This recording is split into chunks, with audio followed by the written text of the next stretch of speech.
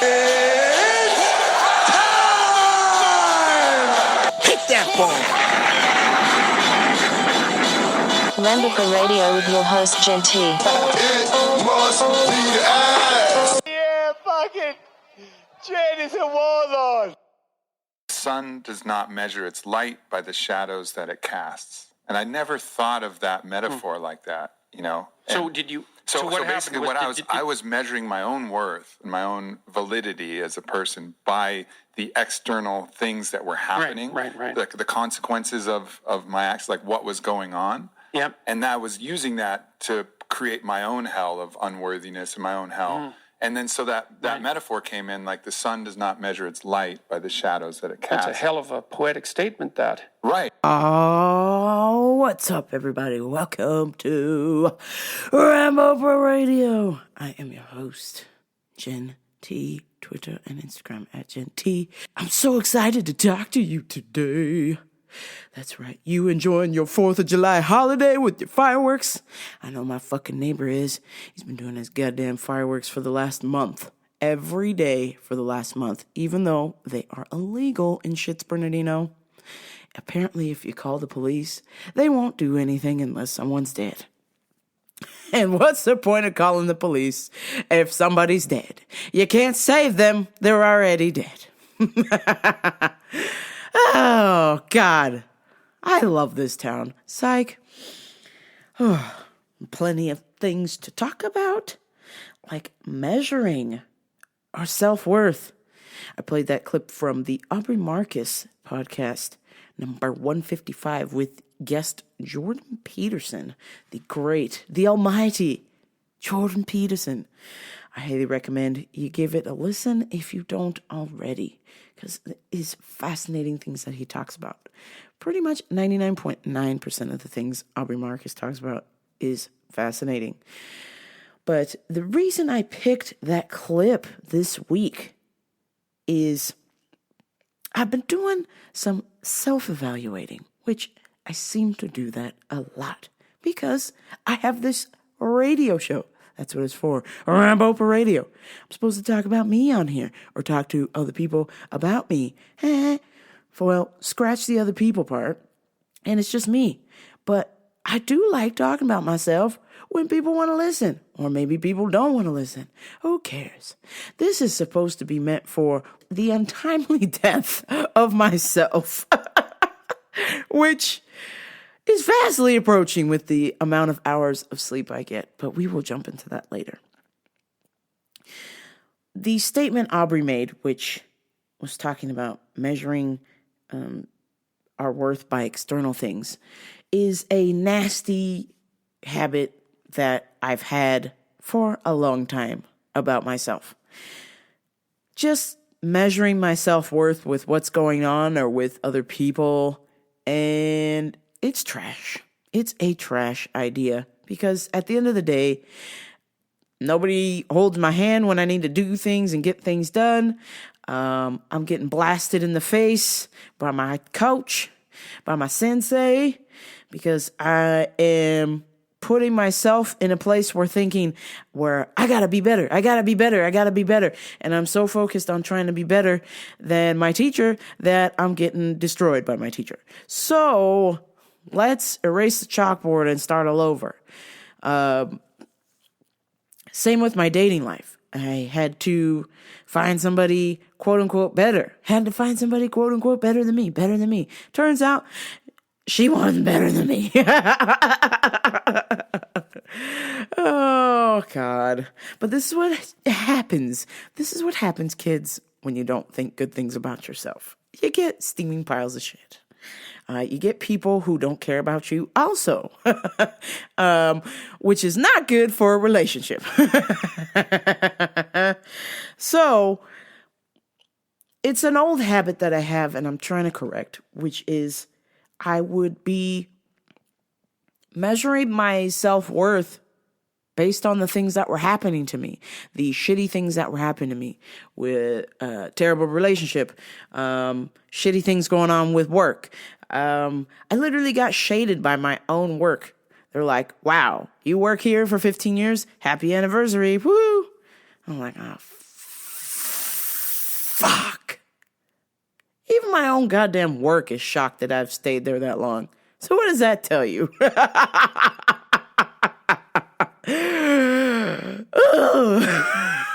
I'm in trouble, y'all. I'm in fucking trouble. It's time. Enough's enough. I've put up with enough shade. I'm tired of it. I'm trying to move on with my life. I'm trying to do things the right way. I'm trying to take my time. But the problem with taking my time and doing things is lifetime is passing me by.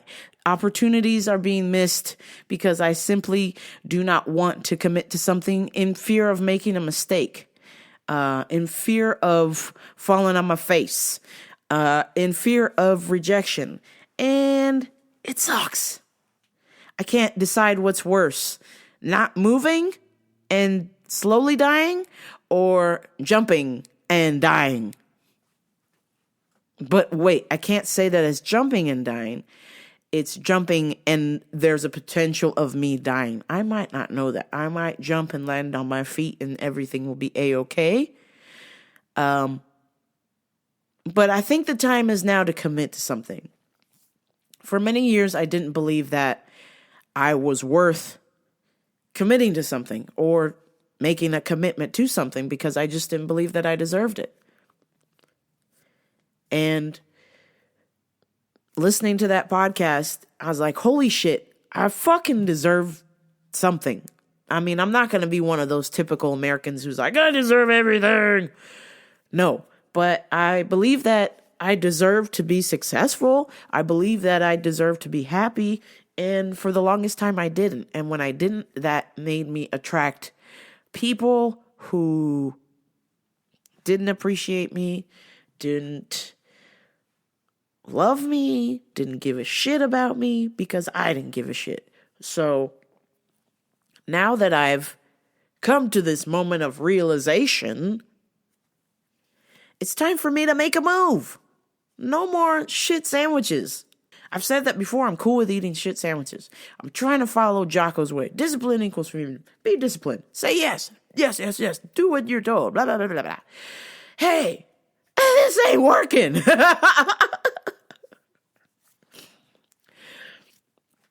I need to do something that makes me heart beat and not makes me want to fucking just zone out. I can't, I can just tell my body is reacting to this level of unhappiness with it. Makes me not sleep very well, which makes me not train very well, which makes me get my ass beat. And I don't like getting my ass beat. But when you can't concentrate, I literally was listening to a podcast with Dr. Rhonda Patrick. If you do not sleep well, it will literally signal your brain to zone out, to absolutely check out and actually not commit to things or get things done. It will actually signal your brain to be lazy due to lack of sleep. It will literally trigger your thoughts to not want to try to do anything because you're so tired and you're trying to make an effort and you can't. You know why you can't? Because there are signals being sent to your brain from your body saying, we are so tired that we can't even get you to think about being successful right now. We need you to sleep. The last 7 days, so I track my sleeping, I've gotten about 3 hours a night, which is shitty because that affects my lifespan and I want to live around long enough so I can sell all my shoes on eBay. I got a lot of shoes. No, I want to live around long enough to have a nice, healthy, happy life. I don't know if that's with somebody or not, to be contuvered. It would be nice, but with the state of these women, I just don't know. I just don't fucking know. But that's a whole nother show. Oh, maybe it's me, maybe it's them. I don't fucking know. Back to Aubrey. I'm trying to sort this out, and In order for me to make moves that will help me progress in life and be a better human and contribute to society, I need to rest. I need sleep. And my working situation, though the days are good, I'm not complaining. Here it is. I'm not complaining. So don't be like, did you hear? Did you hear? None of you ratos listening. I'm not complaining. I'm just stating the facts. The up, down, up, down, up, down. I'm trying to not say anything, but on the low, it's killing me. Literally, I went to go drive somewhere to pick up some lunch, and I was falling asleep driving on my lunch break. While I was at work, I was trying to tell my mind to keep moving. My mind was trying to tell my body to keep moving, because if I stood still for more than 2 minutes, I was starting to fall asleep at work on my feet, eyes wide open. Eyes wide open. It's like, holy shit. Yeah, God, wake up. And it's all due to the fact because I'm not utilizing my potential. That's exactly what it comes down to. Wasted potential. And that resonates with me in the nighttime. I can't sleep because my brain's like, what are you fucking doing? You're wasting time. You're wasting time. You're wasting time. You're wasting time. You're wasting fucking time. Time to stop that. Time to stop that. So, I'm on this journey. I'm trying to sort my shit out. I would compare myself to other people that are doing well, that I went to school with, or vice versa, as long as they're alive anyway. And how they're doctors and lawyers and other teachers are like, you're still working here? What are you doing?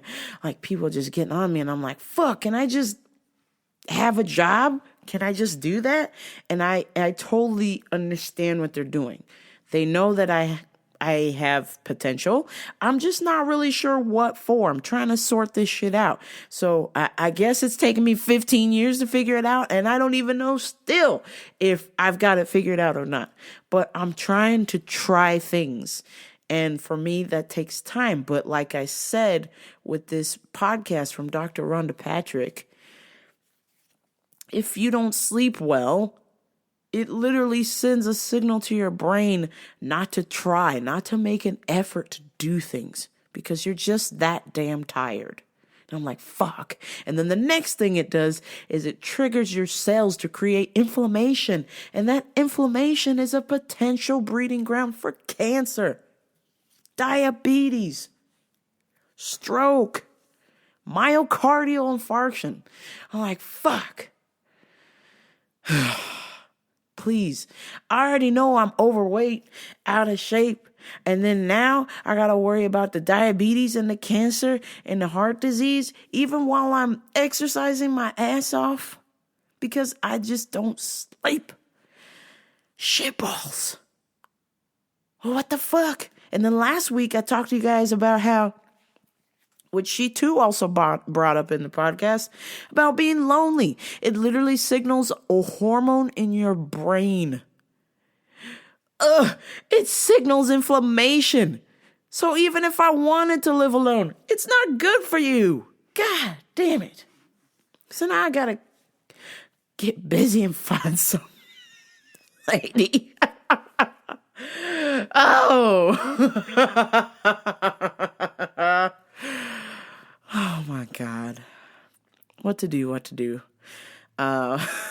I gotta find some lady who will put up with my shit. I have to find a lady who is put together. No bullshit. I mean, we're all gonna have our bullshit, but you better be fucking put together, because I'm not putting up with your shit. And I wouldn't want you to put up with mine. So, damn. Well, I gotta be realistic. Of course, when looking for a partner, significant other, boyfriend, girlfriend, whatever the fuck going on, obviously people are not going to be perfect. But the thing of it is what I'm striving for, which I didn't for in the past, is that I need to not be a fixer-upper. Captain Save-A-Ho is retired. I've hung up my cape, And I can't take it anymore. I need you to be put together or doing your best to put yourself together and your life together. And I will be doing the same. I cannot be with somebody who does not have this shit somewhat or making an effort to keep their life together. I cannot do, No more Captain Save-A-Ho. I can't do it. Because what ends up happening is I will invest so much time in trying to fix them, make them better or feel some kind of way. And then I end up draining myself. And that is so unhealthy. I can't do it anymore. I literally can have a conversation with a woman within 2 or 3 days if it's a lady. Of course, if it's a guy, within an hour. It's catfish. But within a couple of days, I can just tell by what words she's using, her emotional mindset. And I'm just like, ugh. No, mija, no, lo siento. No, mija, this ain't gonna work. You either want too much or you don't want enough. You know, and what? Lose? Block me. Don't follow me. Lose my social media. Wow. Holy shit. And I'm not trying to be saying that somebody whose life is a mess is bad. That's not bad. But you have to make an effort to fix it. And this goes for my guys too. Like, what the hell? If your shit's not in order, if you just lay around in your boxers and play Grand Theft Auto all day, then, and you don't think that's a problem, there's something wrong. You can't be mad at a lady who doesn't want to date you because that's all you do. You have to have goals. You have to have ambitions. You got to get out there and you got to get moving. So that is the game plan that I would hope to implement for myself. I do play a little bit of Grand Theft Auto, don't get me wrong, but I also set a timer because I know at the end of the day I have things to do. And my focus is to make improvements, whether it's to signal you listening to make improvements or me hearing this back later if I'm still alive and not in a ditch due to lack of sleep. As a reminder to myself, because yes, I listen to my show because I'm cuckoo for Cocoa Puffs, simply because I'm listening for mistakes I make that I don't catch in editing. I'm listening for motherfucking mistakes. You know why? Because then it teaches me to improve. I say, oh shit, why did I do that? I don't want to make that mistake again. Let me correct this. So that is my main thing. I have to be comfortable with making mistakes. I don't want to, but at this point in time, it's got me into a position where I'm not being over dramatic, people, when I say this. One of these days, I'm not going to be lucky. I've fallen asleep behind the wheel multiple times. I should be dead. I shouldn't even be talking to you doing this podcast, but here I am because I've gotten lucky. But one of these days, I'm going to get snake eyes. If I don't do something, if I don't make that move, if I don't jump, if I don't make that mistake, if I don't chase that goal, it's over. And my sense of urgency, I can feel it. I can just feel it. Every time I'm nodding off at the wheel, or every time I'm like, fuck, this is it, this is it, this is it, this is the one. Holy shit. I'm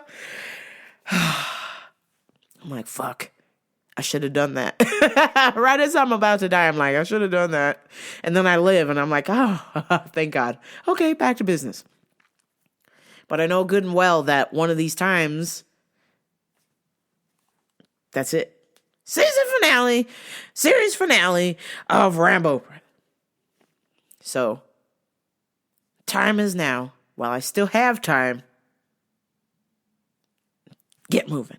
And you listening to this, get moving. Go do what you need to do. Go chase that goal. Because time is of the essence. It's here and then it's gone. Today is tomorrow.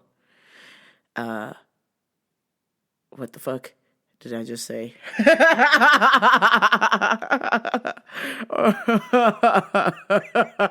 Today is today, but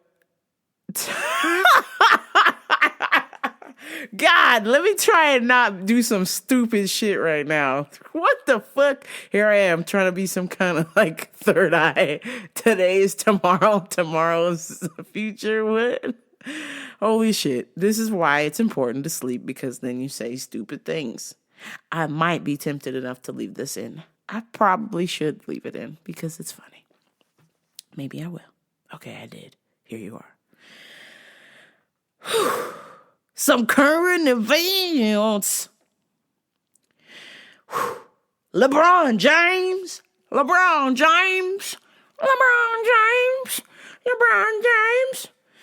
That's right. LeBron James has left Cleveland once again to come to the Lakers for 4 years for $152 million. More money than I will ever see in my lifetime, that's for sure. And as a Laker fan, I'm heartbroken. Some of you are like, why? He's a great player. Blah, blah, blah, blah. He puts up 50 points a night. Blah, blah, blah, blah, blah. Hey, that's great. That's awesome. But one person cannot win a title. One person, let me say that again, cannot win a title. You need a team. And as far as I'm concerned, that team with LeBron James, you just got 50 points a night. You're winning preseason games. But postseason, dog piss Willie. Once again, no ring for the Lake Show. And this is what this is all about. Is getting that goddamn title. We need that ring. And it's been since 2008, y'all. 10 years. 10 years. Terrible. Terrible Lake Show. The worst I've ever seen in my lifetime. And you're talking to somebody who's been going to games since they were 6 years old. Absolute dog piss Willie. Now, if you're not a Laker fan right now, you're laughing. Cool, whatever. Fuck you. But LeBron James, as much as I want to love this trade, this does nothing for the Lakers other than put money in the bank account. Asses in the seats because they want to see LeBron play, and that's great. I want to see the Lakers win a championship. How about that? Let's stop looking at the ground level and let's look to the sky here. What's the big picture? And that's to win that championship. So how can you do that when you just got LeBron, but then you got a bunch of scrubs on the team? Okay. Oh, hey, we got Lance Stevenson. Great. Lance Stevenson, a great player when he's not being an asshole. LeBron James, great player when he's not being an asshole. So, Magic Johnson, Genie, Bus, please, for the love of God, sign Kawhi Leonard. We need Kawhi Leonard like we need Kawhi Leonard. We need Kawhi Leonard like 3 years ago, Kawhi Leonard. We so desperately need Kawhi Leonard. He could potentially gel with LeBron. I don't know. That's kind of a weird mesh too as well. We just need more than two superstars on a team. This is not going to work. And Lance Stevenson, let's be real about Lance Stevenson. Oh, wait. The door number 3 just opened up and we got JaVale McGee.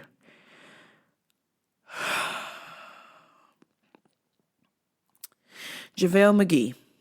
What in the absolute fuck? Absolute trash. 0 post game. I like your dedication. You have the potential to be a legend. But holy shit. You suck, bruh. You suck. Your post game is trash. Absolute dog piss, Willie. Give that guy the ball and my God, there can be nobody guarding him and he still won't make it in the basket.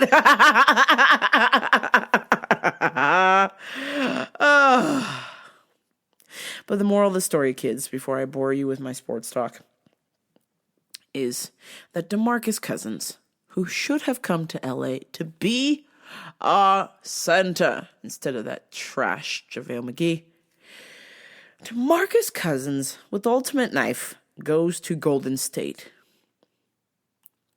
I'm just so tired of those hired mercenaries. Go fuck yourselves, Golden State. Can't stand you. That makes a team with a starting 5 roster of all-stars. Fuck you. I ain't watching that shit. Kiss my black ass. I can't deal with that. NBA. Hello, you wouldn't let us have Chris Paul because that would be an unfair advantage, but y'all let 5 motherfucking all-stars on that team starting. We ain't talking about the bench, no Golden State bench. Starting, you got Durant, Thompson, Green, Curry, Cousins. Fuck! That makes it another unwatchable season. Congratulations, NBA. Way to fucking ruin it. I will just be praying that somebody manages to give Steph Curry food poisoning and he does not win another title.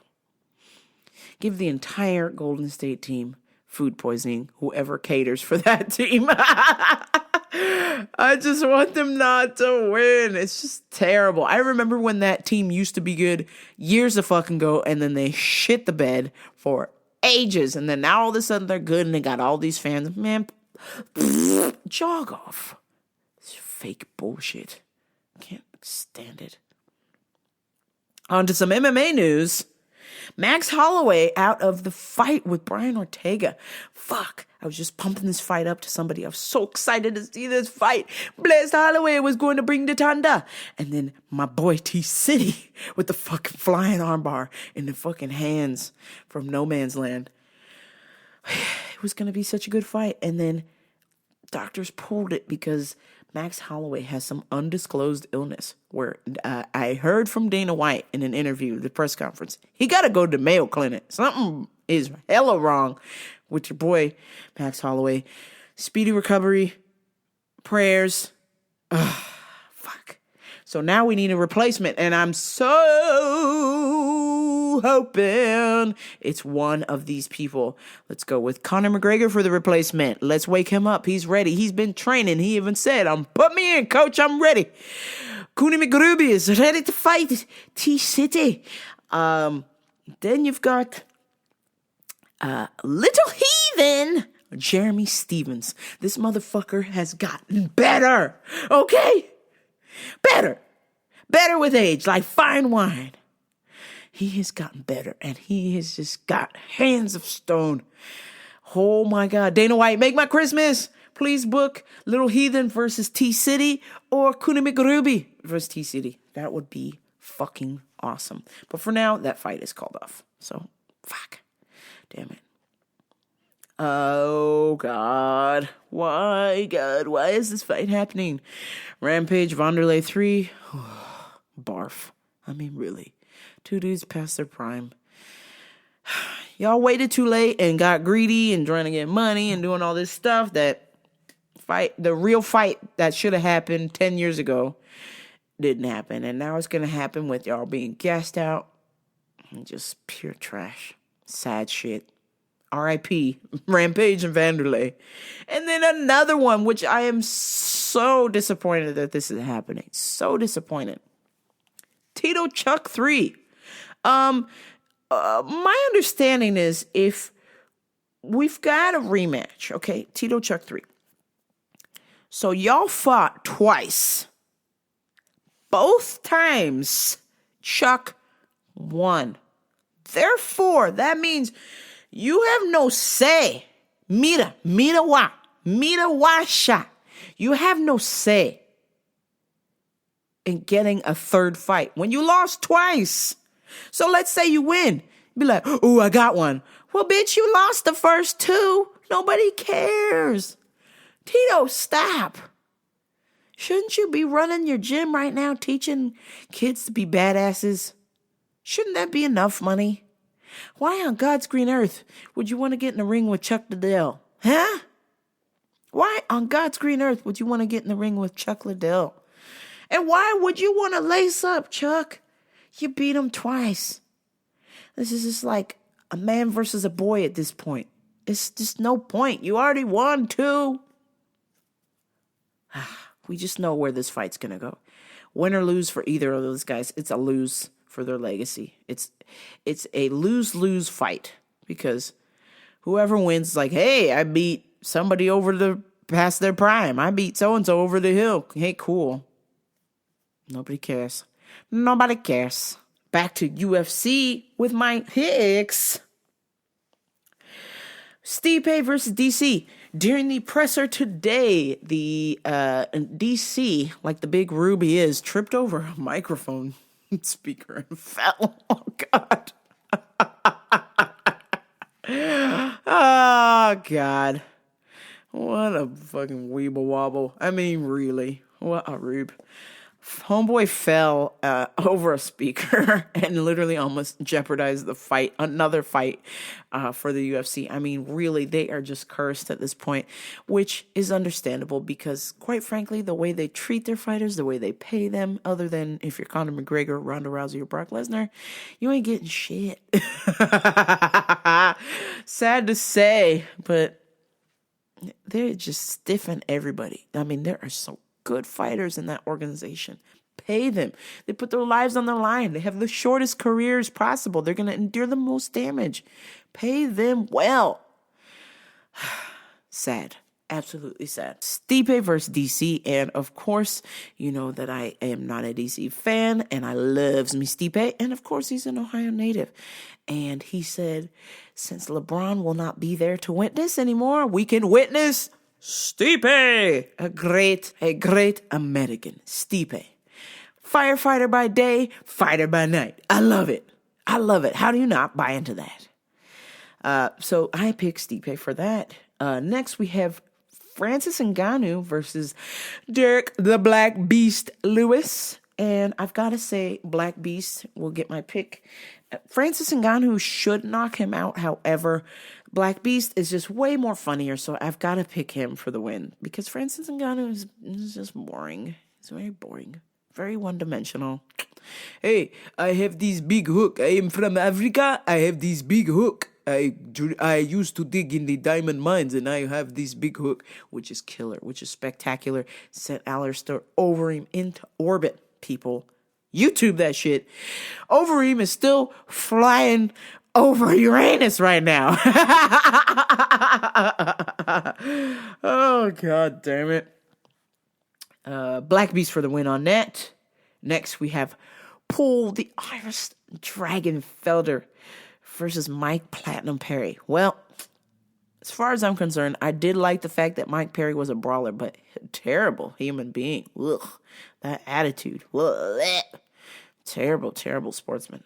I do not fare well with the Mike Perry unless he's fighting somebody I don't like. But he's not. I actually happen to like Paul Felder. I believe Paul Felder's hands are getting even better by day. Every day, they're better. I peek at his Instagram, I'm like, God damn. Hola, mijo. Mucho gusto. Paul Felder's getting better. Perry is going to be a brawler. He's going to try to stay in the pocket. If he does, Paul Felder will pick his ass apart. So, next fight, we have Mike Chiesa versus Anthony Showtime Pettis. My God. My personal opinion, Showtime Pettis is just a shell of his former self. I love him to death. It's very hard for me to say that, but it's the truth. I believe the better Pettis is Baby Pettis. He is much better. He's just, something about it just clicks better with him. And I believe that we've seen the last of these Showtime Pettis, in my personal opinion. He might prove me wrong. I want him to. Please, Showtime Pettis, show the fuck up. Mike Chiesa, I feel like he is after revenge after that Kevin Lee loss and then getting all disturbed on the bus from the Conor McGregor. But up until then, Mike Chiesa has never done me wrong. He has always hit the mark for me. Sometimes a shitty fighter, but for most part gets the job done. So I feel like if it stays on the feet, Mike Chiesa for the win. If it goes to the ground, Showtime Pettis all day. Next, Gokhan Sakibam Sake versus Khalil Roundtree. God. Well, I'm a Gokhan Saki fan by nature because I used to watch Dream, Pride, K1, all of the good shit. all of the things that the UFC just cannot deliver, which is we staying off the ground and we just striking until somebody dies. That's the shit I love. But for the most part, I'll settle for the UFC. Don't get me wrong, I'm not a jiu-jitsu hater, but I just love that the way that Dream, Pride, Glory works is, sometimes there's a decision, but if there's no decision, if you get some bangers in there, you're getting KO'd. We're standing and trading until somebody gets knocked the fuck out, and that's what I love. Gokhan Saki epitomizes that spirit. The only problem is he is coming off of an injury, so I believe it's been about 9 months since he last fought. So, Khalil Roundtree has stayed busy. I believe he might have been injured as well. And at one point, they were actually going to do this fight, and then Gokhan got hurt. So, Roundtree, I think, fought... Who did he fight? Did he fight Blades? Curtis Blades and get KO'd? I don't remember. I don't want to look it up. I don't care. Sue me. Whatever. Khalil Roundtree hits like a motherfucker. So my fear is that Gokhan Saki will try and stay in the pocket and trade with him, and that is just a fucking bad idea. He will get KO'd if he does. So if Gokhan is light on the feet and is moving, good footwork, he wins that fight 9 times out of 10. I did catch in the news some rhino poachers were out looking for rhinos to poach, and unfortunately they trespassed into some land, and this land happened to belong to the lion, which they were then mauled to death, which satisfies me to no end. But the reason that this is happening, people, and I've taken a strong stance against this, or for this. I used to be against this. I used to think, oh my God, these people are fucking scumbags. Don't do this. But the trophy hunting that goes on, you have to understand, based on what I heard from Uncle Ted, Joe Rogan, Cameron Haynes talking, is you need these people who come in and pay the big bucks. They come in and they pay these villages lots of cold hard cash to hunt these animals. And I know if you're vegan or whatever, we run on animals. I totally get it. But the thing of it is if we stop these people, these hunters who pay the money for the tags so that the tribe gets the money, or wherever the little city that the tribe is in gets the money, and then the villagers get the money. When we stop them from doing that, it increases the act of poaching, unfortunately. And the poaching is when they sell the shit on the black market to these fucking dodo birds who think that the animal meat gives them magical powers. And that's not what we want. We want people who will sustainably hunt, who will provide funds to these villagers so they will not poach, because they're poaching to feed their family. It's not because they hate animals. They're just like, fuck, they're going to give us all this money? Yeah, I got to get that rhino. Or yeah, I got to get this giraffe. Or yeah, I got to get that lion, etc. So this week I did see it was a little distasteful. Oh, no, excuse me. A lot distasteful. This test bitch was throwing up the #1 sign after she killed a black giraffe, which my understanding is not very rare. And this one was old. It was 18 years old, so it couldn't reproduce. So there's the parameters. It was old. It couldn't reproduce. And rather than let the village people poach it, which is fucking cruel as hell and not good, not sustainable. Poaching is not sustainable. They'll kill all of them until there's nothing left. Was sustainable hunting, this lady went in there and got 2,000 pounds of giraffe meat. Giraffe ain't my specialty, but she used that meat to feed people. So I'm kind of okay with it. I'm not okay with her standing in front of it, throwing up the #1 signal like she was like some kind of champion, which I get it. She got this kill, but fuck, did you have to do that, bitch? I mean, really, she's like, I'm #1, and like spread her leg in front of the giraffe and was throwing up the #1 signal. I'm like, oh, bitch, that's cold. Just be like, look, I got this black giraffe. It's a beautiful animal. It's 18 years old. I saved it from being poached. I'm going to utilize the meat instead of the poachers just picking and choosing what they're going to eat and waste the meat. When people see that shit, they're like, you're a fucking scumbag. This ain't cool. And it gives hunting a bad name, at least sustainable hunting a bad name. I believe that it's important for us to kind of look at both sides of it. I get it, you're vegan, you don't want to hurt any animals. I don't want to hurt any animals also. I don't want animals abused. I go out of my way. Now that there's a Whole Foods within 40 minutes of my house now, I go to the Whole Food and I ask the man, where did this came from? How was this meat treated? Is it grass-fed? Did y'all stick some needles and shit in there? I don't want it if y'all did that. Did y'all beat this animal with the thing, or did you take care of it until it was at the end of his life? Those are the questions I asked the butcher there, because I can do that now. I choose to buy that meat. I choose to pay extra because I want to make sure that this is ethically treated. And if I find out it's not, I'm going to fuck that butcher up. Sorry, not sorry. But I want to make sure I'm going out of my way to make sure that it's sustainably sourced. Or even there's been a time where I knew somebody who had a client that was a hunter and would go and hunt meat and would bring back meat. And every now and then they would hook me up with fresh meat that they hunted. I support that because I know that guy didn't be like, hey, let me shoot him in the butt and watch him bleed out. No. He shot him with an arrow and instantly he was dead. And then brought meat and is feeding multiple families with it. I support that. So when we have these hunting, we have to let them do it. Now, do we have to let y'all celebrate? No. Let's be a little bit more cautious and be a little bit more respectful for animals. Period. Point blank. And if you're going to kill them in the name of a quote unquote good cause, let's be respectful. That's all I'm saying. Some World Cup news.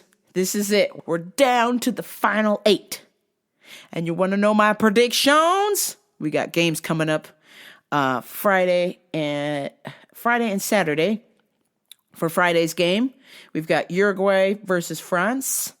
France out of the way. You ain't stopping the Pogba. You ain't stopping Mbappe. And you ain't got shit on Griezmann. Fuck y'all, Uruguay, with your Luis Suarez, who fucking bites people when he can't get his way. But shout out to Edson Cavani. I love that guy. He is phenomenal striker. Please come to Man United. Just saying. But that's all Uruguay got. They got like 3 good dudes and their dog Piss Willie. While France has got every single motherfucker on their team is legit. I picked them to win the whole thing. I also picked Mexico was my first pick. England was my second pick. And France is my third pick. So,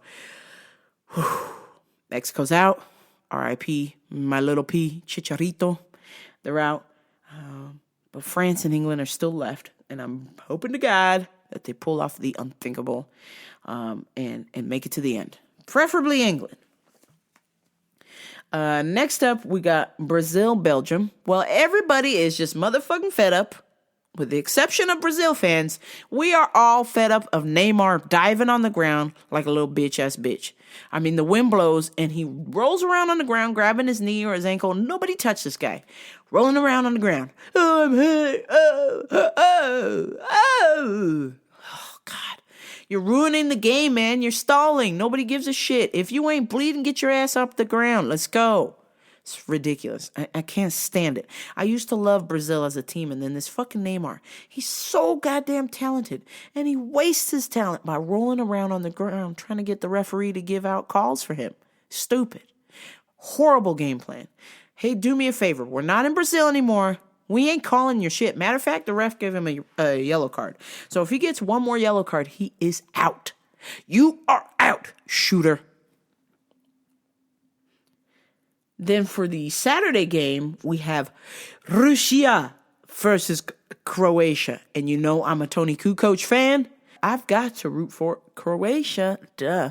Besides, Russia, I love y'all. Y'all got the hottest babes.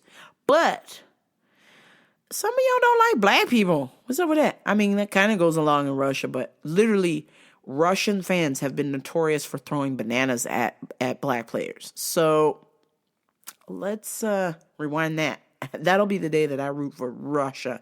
And as a matter of fact, I saw y'all in Rocky IV. Y'all be cheating. Cheating ass bitches. I will break you. No. Russia, think again. We don't like a cheat. We don't like that you would pee in the cup and then pass the cup through a hole in the wall and then get clean pissed so you can go to the Olympics. You state-sponsored doping-ass motherfuckers. Cheaters never prosper, and you will be eliminated Saturday. Then finally, this breaks my heart. I love these two teams so much. Sweden versus England. But I love you, England, more. That's right. England, England, England's on fire. England, England, England's on fire. God, please, for the love of Christ, you have to win. I cannot take it anymore. Another losing season. Because guess what? America, we're terrible at soccer. We barely qualify. But England, you guys are the soccer capital of the world. You should be winning all of these. And they don't. They haven't won in like 20 years, I want to say. So it's been rough. England has been my secondary team. My kind of home away from home.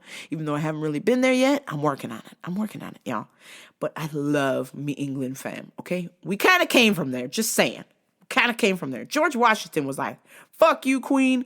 You got some bitch-ass bitch rules, but maybe later on we'll be friends. And that's what we are now. We're friends. And we need England to get through. We need them to stomp out all of the competition. But Sweden, the nicest people on the planet, I tell you. I love them. I love me Swedish fam. IKEA, hello. I wish to buy everything at IKEA and fill up my house. God damn. Incredible team.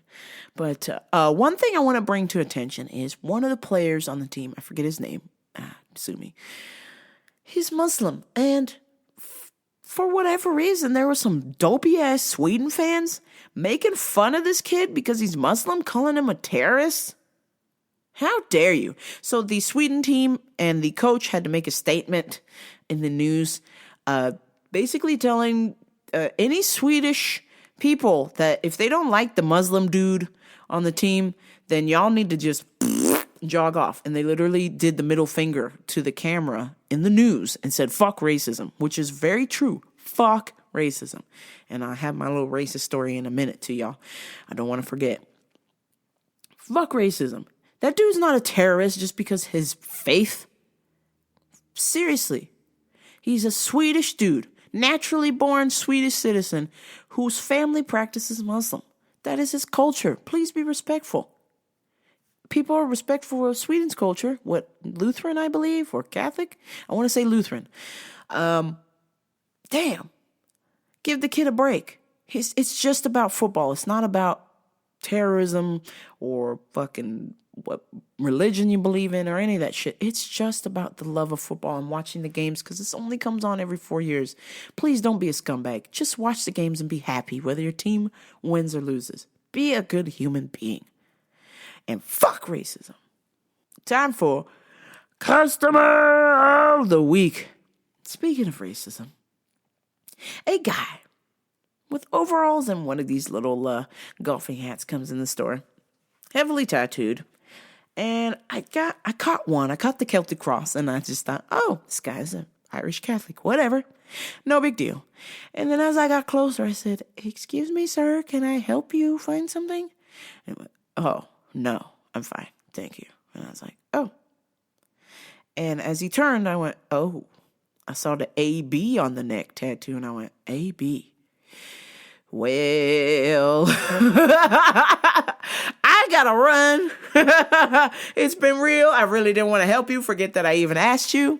For those of you who are not in the know, as far as tattoos, AB, a Celtic cross, but particularly the word AB, is the code word, the shorthand for Aryan Brotherhood. Now, I wasn't sure if he's a practicing member or not. I didn't stay and ask. I got the fuck up out of there. Because it's really weird when I have to help racist people. When I help closeted racist people, it's different. But when I have to help openly racist people, it's a whole nother story. Damn. My boy had AB tatted on his neck. I was just like, man. I was just trying to think. I was trying to justify. Maybe this dude went to jail and he had to join the Aryan Brotherhood. I know it's a big gang or something in Texas. Okay. You're trying to fend for your life in jail. Okay, I get it. But damn, when you get out of jail, might want to get that laser, just saying. Or maybe he's a full-on practicing member of the AB. Okay, cool. Well, this is my time to leave. Please don't curb stop me. Please don't hang me. Please don't shoot me. Please don't come back to my work and blow my place up. Damn. That fucking sucks, man. I can't change the color of my skin. I can't. This is how I was born. And so the fact that somebody goes out of their way to get that thrown up on the neck, like, you know, hey, hey, everybody, in case you didn't know, means a white supremacist. Like, I want to believe that maybe he got this tattoo when he was young and he doesn't believe in that now. I don't know. I just want to believe that this person has good in their heart, and to think that they would have this notion that, black person, you're inferior. Or anybody else who isn't white, you're inferior to me. I'm the superior race and all that stupid shit. And God, fucking sucks, man. He went about his way, but it got me thinking, and I wanted to talk about it last week, but I didn't get to it, was the death of Vinnie Paul, drummer Vinnie Paul from Pantera. And though they are not racist, when I was growing up in my home, I was not allowed to listen to Pantera because I was told that was white supremacist music and I shouldn't listen to this. My dad, Jenny, you cannot listen to Pantera. Look at, they have a Confederate flag. They do not like black people. They are very racist. This is racist music.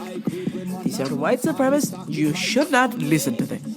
And I wasn't allowed to listen to them. And I used to grow up and think, man, I really like this band. They're so cool. But according to my parent, they're racist as fuck, so I shouldn't listen to them. They don't like me because of the color of my skin. Which is fucking not true.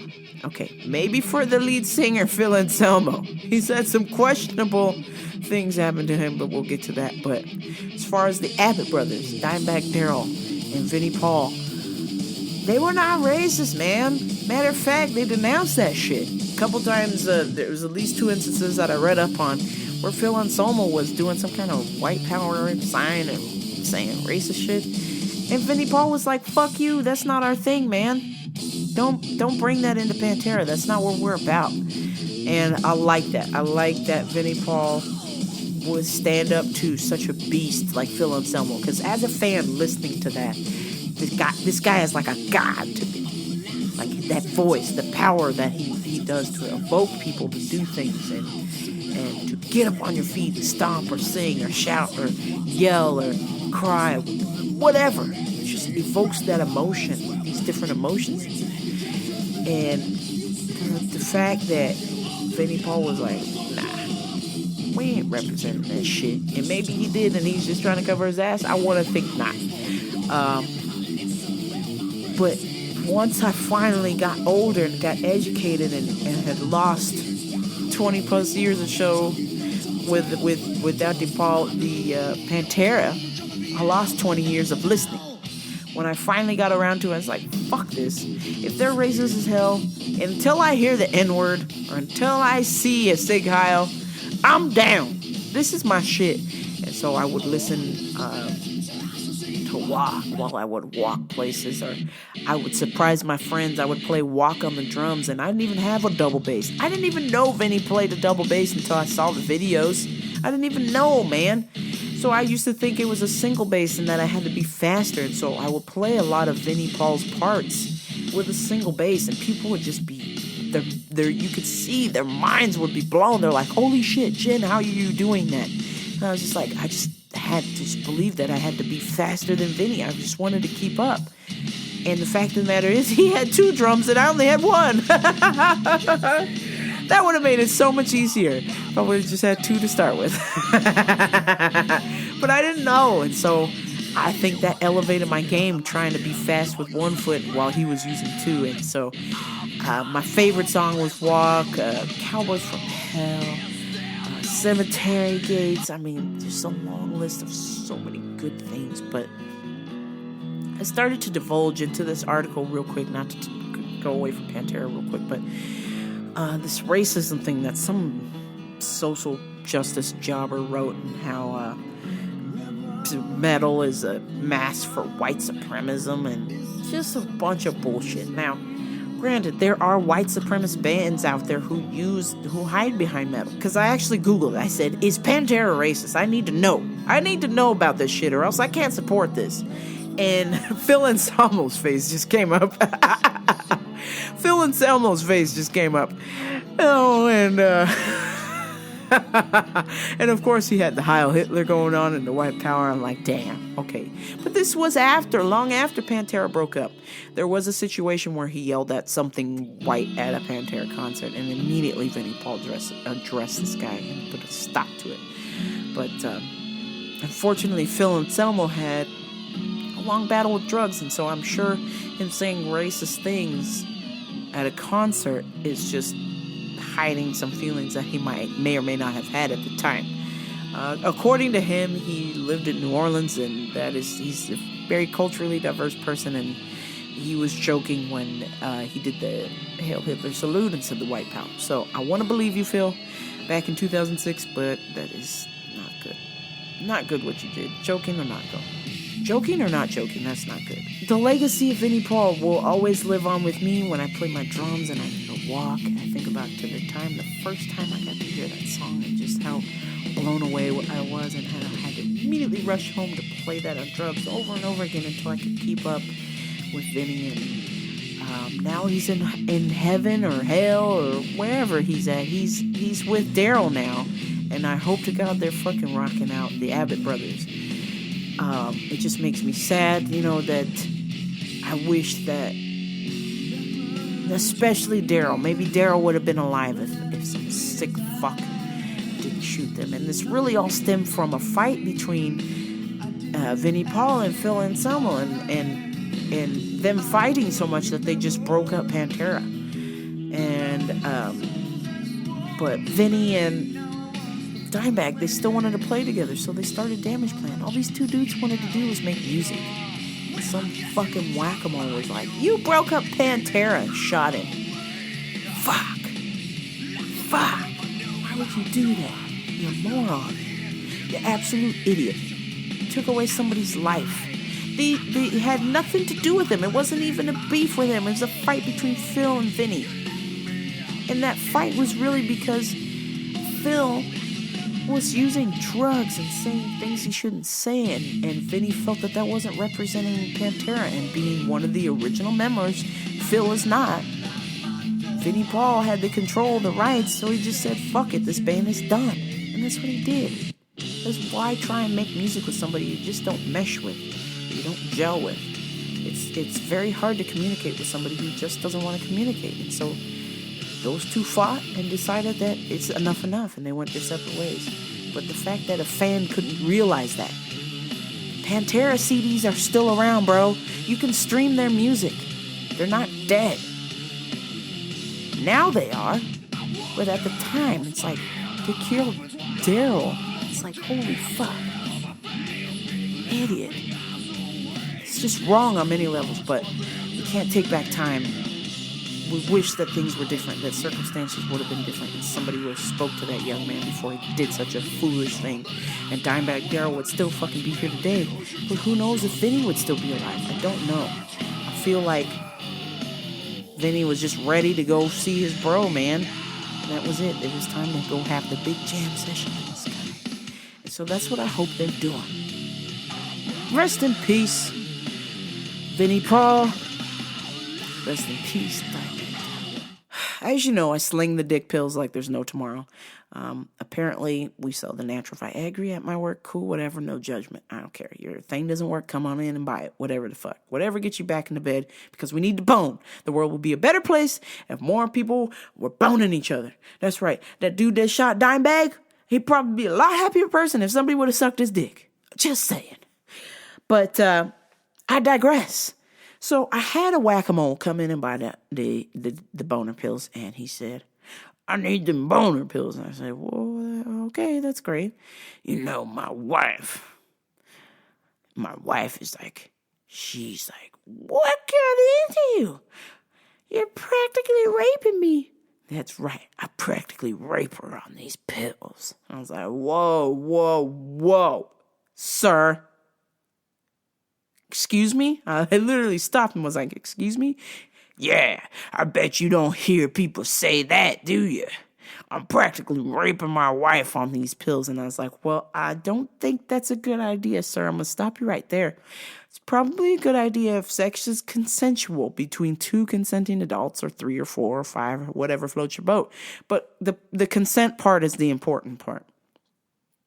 Rape is a serious thing. Oh, yeah, I'm just joking. Well, actually, I don't think it's a good idea to joke about something since somebody very close to me was raped. So I would appreciate that we not use that term. He goes, sorry. I mean, it wasn't really rape. It's like practically rape. And I was like, sir, have a nice day. And I just fucking took his shit to the front and threw it up front. I was like, get this motherfucker away from me. Are you joking, man? What the fuck did I just say? Have some fucking respect for people and what they're going through and some shit. And for you to say that you're practically raping your wife makes me unsettled because I'm not sure if she's consenting to this shit. Like, you're just taking these dick pills and then you're going home and raping the shit out of your wife. Like, what? Call the law. Call the law on this motherfucker. Jeez. I was so upset. I was like, oh, okay. Rambo, was that enough? What in the actual fuck are you doing? Normally I casually listen and then I use that material here for this very show. But got my attention real quick. And I said, really, dude? It's not very funny. So you're raping your wife? I was like, oh, so you're raping your wife. Okay. Maybe you need a little self-evaluation because it should be consensual. He goes, yeah. Wow, incredible. Shortly after that, I had what we call a dare. Dare is a rednecky type customer who is either high as fuck or drunk off their ass trying to get some vitamins even though they have no business buying vitamins. Dare. So the deer comes in and he's trying to get stuff for his animals because of 4th of July. He doesn't want the noise to bother his pets. Excuse me, I was wondering,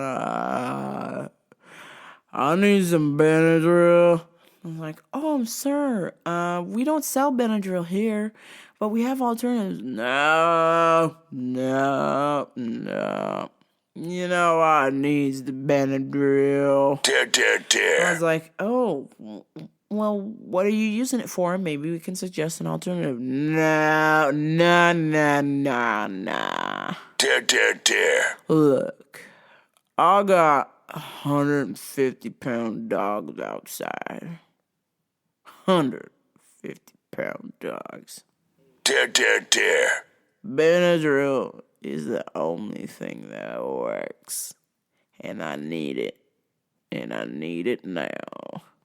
Dare. I said, well, sir, you can go to Walmart or Rite Aid. It's just across the street from the store. No, I can't go to no fucking Walmart. You know, I step in there, I'm going to be lost. And then I'll end up on one of these social media sites where they make fun of people for being rednecks or white trash at Walmart. Dare. I ain't white trash. At least not right now. Dare. Well, what do you got for me then? Because I want to sleep during the fireworks. I don't give a shit about them goddamn fireworks. I said, okay, sir, well, we have these parties here. Fuck it. I need Benadryl for myself, too. It's the only thing that'll fucking work. Okay? It's the only thing. Dare. I'm gonna head out now. And I was like, oh, but sir, it's just across the street. Nah. It's cool. I'll make my way downtown. Dare. I was like, what the fuck? This town is so small, we don't even have a fucking downtown. Dare. Huh? Sir, did you already take the Benadryl and you're already fucked up now? Dare. Holy hell, I've never seen anything like that. Just absolutely fucking out of his mind, high as a motherfucker. Just trashed. Absolute trashed. Then finally, I was helping a legitimate customer who was struggling with weight loss, which is something I know very well firsthand. So it's very helpful when somebody who is struggling with weight loss is helping somebody who is struggling with weight loss. Because you can offer suggestions to things that they've done, or you can hear suggestions. And of course, in telling the story, sometimes people are emotional. This is a man, so he's even more emotional because men have a lot invested in their image.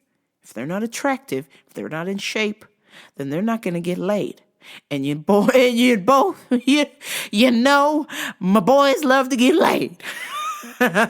So when my dude is overweight and depressed and he's at the end of his rope, he comes into my work to get some help. The last thing he needs is some bitch-ass bitch hanging over the shoulder, clanging the vitamin bottles together like this is the Warriors. Ain't nobody got time for that. Warriors, come out and play. That's right. This bitch was like the fucking cymbal monkey, just clanging the fucking bottles together. I need help.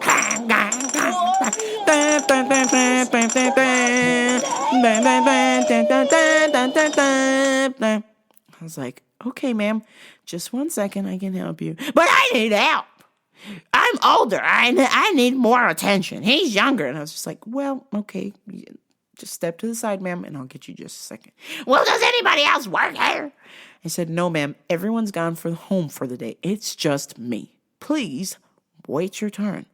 So I get back to talking again, and then she comes back up again, clanging the fucking vitamins together. Clanging. And he goes, I'm sorry, but I think she might need help. She's back again. I said, no, sir. You were here first. Finish your thought. We can finish our consult. Don't pay attention to that lady. Clanging. Clang. Hello. Can I get some help here? I mean, really. So finally, the guy was like, look, just help her. It's okay. I'll try and figure this out. Oh boy, had a basket with like $200 worth of produce, fruits, and some vitamins. This bitch was asking me about a $1.50 product, which she didn't even fucking buy after I talked to her about it. I educated her about it. She was in such a rush that she didn't even buy it after all. You suck. I need to know what's the best one. Well, ma'am, this is the best one. Matter of fact, it's the only one. This can't be the only one. Fine. Never mind. And then walks off. You suck. Bitch. Really, bitch? Yeah! Man, go fuck yourself.